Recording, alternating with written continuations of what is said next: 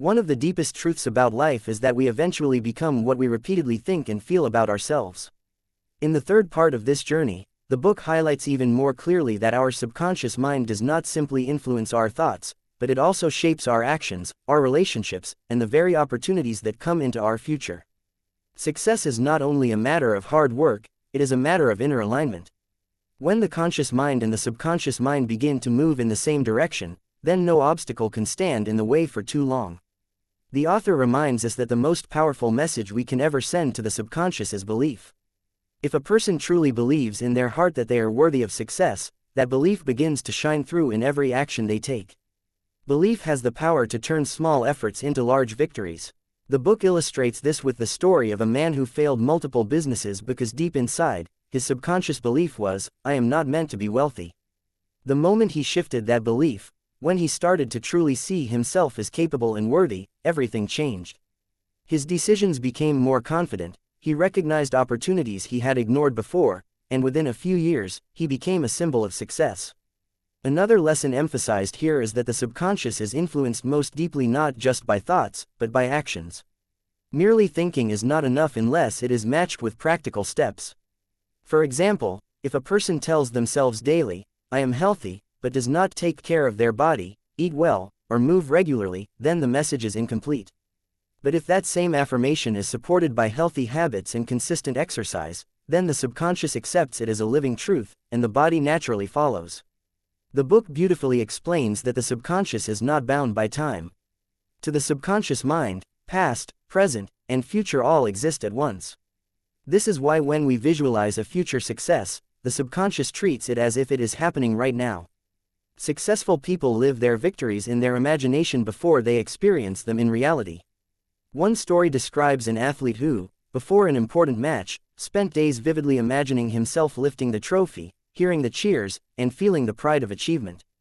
When the real day arrived, his confidence was so unshakable that he performed flawlessly and won.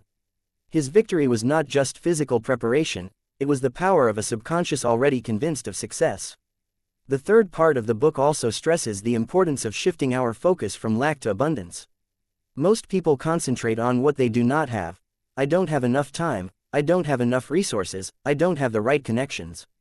These thoughts send a message to the subconscious that scarcity is the truth. But when we choose to affirm abundance, "Life is giving me opportunities, I have more than enough, I am moving forward," the subconscious adopts this as reality and begins to create more evidence of it. The change may seem small in words, but it transforms the entire direction of life. The book also addresses forgiveness as an essential part of subconscious training. Our subconscious holds on to old wounds and hidden resentments. Carrying anger or bitterness toward others does not only affect them, it creates a heavy chain that drags us back. When we forgive, we are not freeing the other person as much as we are freeing ourselves. Forgiveness releases the subconscious from the prison of the past, opening new energy and space for growth, creativity, and success. Another powerful teaching here is the need for stillness and silence. In a world full of noise, constant distraction, and rushing thoughts, the subconscious rarely finds space to accept new instructions. But in moments of meditation, prayer, or quiet reflection, the subconscious becomes most receptive. Just as soil must be calm before it can hold new seeds, so the mind must be peaceful for new ideas to take root. This is why so many breakthroughs and moments of clarity come in times of stillness rather than chaos. The book also encourages us to strengthen the subconscious through small victories.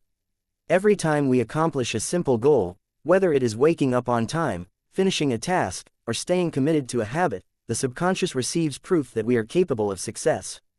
These little wins accumulate and form the foundation of bigger dreams. Just as a building rises brick by brick, so does a life of greatness rise on the daily victories we choose to honor.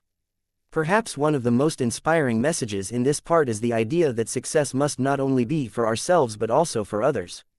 When we align our subconscious with service, love, and contribution, our energy multiplies.